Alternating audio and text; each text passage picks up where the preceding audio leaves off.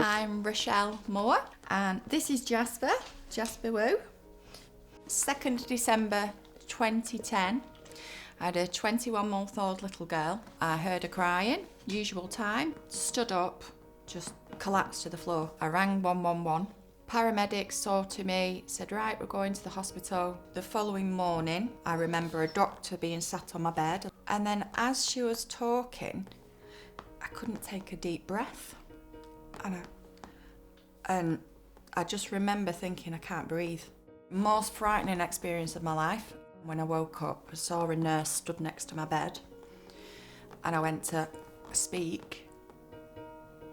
And I realised I couldn't move at all. It had gone all the way.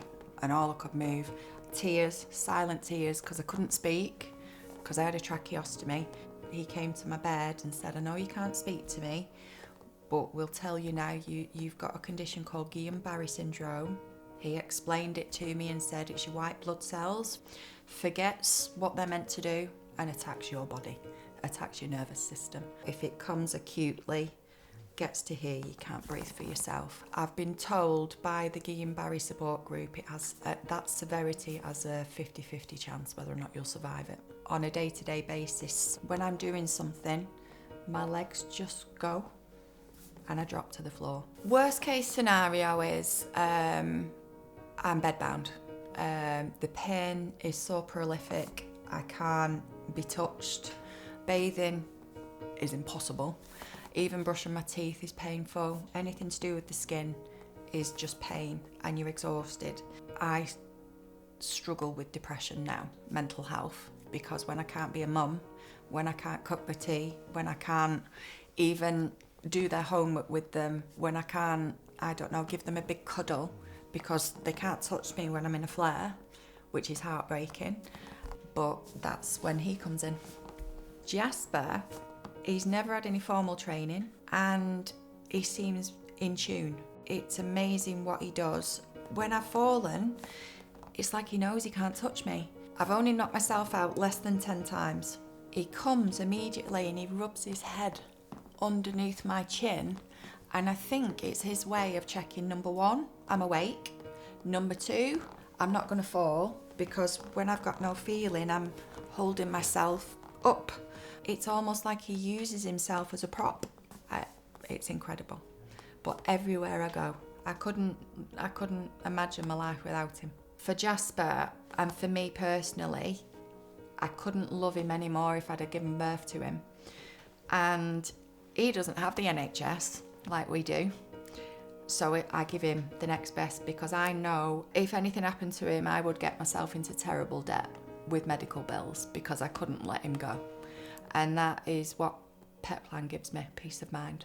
But he won Hero Pet of the Year quite deservedly. It just come up as an email saying, would you like to nominate your pet? And the way he's adapted, to me, it doesn't feel normal. It feels like I've got 1 in a million here. That's what it felt like. So that's why I entered. He fully deserves it. And I told them my story. Next thing I know, I get an email.